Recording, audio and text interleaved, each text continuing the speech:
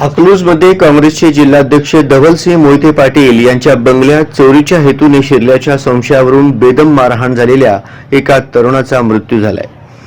या प्रकरणी धवलसिंह मोहिते पाटील यांच्यासह 8 जणांविरुद्ध अकलूज पोलीस ठाण्यात सदोष मनुष्यवधाचा गुन्हा दाखल झालाय। यापैकी दोघांना अटक झाली असून त्यांची रवानगी पोलीस कोठडीत करण्यात आली आहे। धवलसिंह मोहिते पाटील यांच्यासह इतरांचा पोलीस शोध घेत आहेत।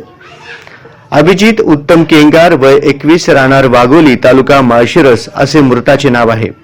या प्रकरणी अकलूज पोलीस ठाण्याचे पोलीस निरीक्षक दीपरत्न गायकवाड यांनी स्वतः सरकारतर्फे दिलेल्या फिर्यादीनुसार धवलसिंह मोहिते पाटील वय 45 यांच्यासह गिरझणी गावचे माजी सरपंच सतीश संभाजी पालकर वय 52 व माजी सदस्य मयूर नवनाथ माने वय 33, हिरा रामचंद्र खंडागळे वय 30 राहणार महर्षी कॉलनी अकलूज आणि इतर अनोळखी 4 साथीदारांविरुद्ध सदोष मनुष्यवधाचा गुन्हा भारतीय दंड संहिता कलम 304, 324, 34 याप्रमाणे दाखल झालाय।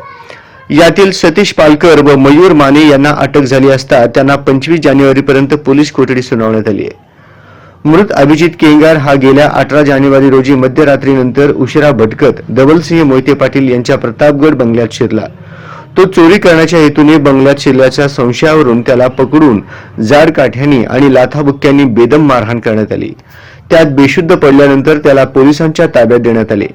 पोलिसांनी त्यास उपचारासाठी शासकीय रुग्णालयात दाखल केले असता त्याचा मृत्यू झाला। या प्रकरणी पोलिसांनी सुरुवातीला अकस्मात मृत्यू म्हणून नोंद करून तपास सुरू केला असता गुन्हा निष्पन्न झाल्याचे पोलीस निरीक्षक दीपरत्न गायकवाड यांनी सांगितले। पुढील तपास अकलूजचे उपविभागीय पोलीस अधिकारी सही भोरे पाटील करीत आहेत। धवलसिंह मोहिते पाटील हे काँग्रेसचे जिल्हाध्यक्ष असून दिवंगत माजी मंत्री प्रतापसिंह मोहिते पाटील यांचे पुत्र आहेत।